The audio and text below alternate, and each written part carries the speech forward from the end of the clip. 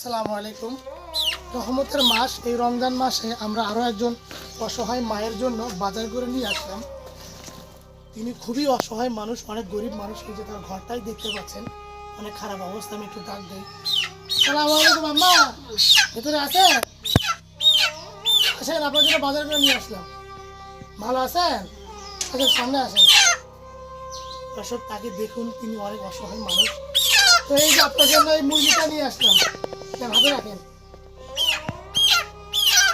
রোজা আছেন? রোজা আছেন? রোজা আছে তো এইটা খেয়ে দোয়া করিয়েন। মুরগি ছাড়াও আরো কিছু কাঁচা বাজার আছে। একটা ব্রয়লার মুরগি ছাড়াও তার জন্য ইফতারি এবং বিভিন্ন কাঁচা বাজার নিয়ে আসছি। আমি আপনাদেরকে দেখাই যে কি কি নিয়ে আসলাম। তার জন্য হাফ কেজি মুড়ি এবং হাফ কেজি খেজুর নিয়ে আসছি। রান্নার জন্য যে তেল প্রয়োজন, আমরা হাফ লিটার সয়াবিন তেল এনেছি।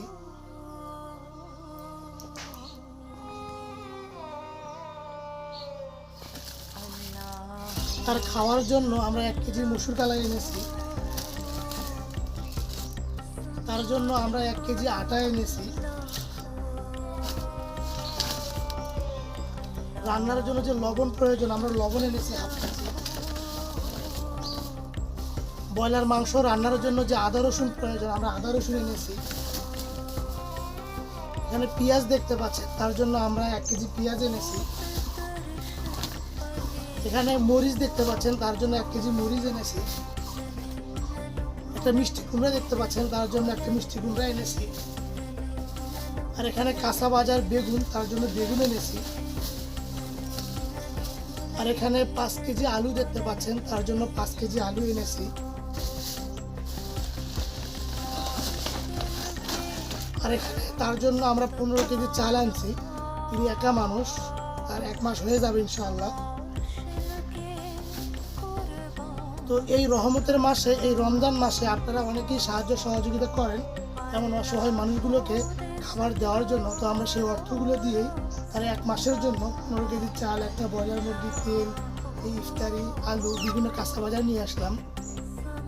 আমি একটু মায়ের সঙ্গে কথা বলি। সালাম আলাইকুম। ভালো আছেন আম্মা? রোজা আছে?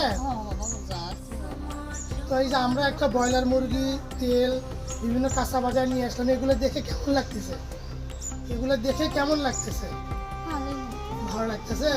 খুশি হয়েছেন আপনি? দর্শক দেখুন, তিনি এগুলো পাওয়ার পরে কতটা খুশি হয়েছে, ওনার মুখে হাসি ফুটছে। তো আমরা আপনাদের অর্থগুলো দিয়ে সবসময় এমন অসহায় মানুষগুলোর মুখে হাসি ফোটানোর চেষ্টা করি। রোজা আছেন? নামাজ কালাম পড়ে?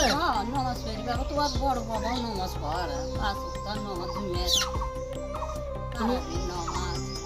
উনি 5 ওয়াক্ত নামাজ পড়ে। আমরা হলো তারাবি নামাজ পড়ি, তোমার পিয়ারার বাড়ি যাই নামাজ পড়ি। একলা হয় না, পিয়ারা পড়া। এগুলো যারা দিছে তাদের জন্য একটু নামাজ পড়ে রোজা করে দোয়া করিয়ে।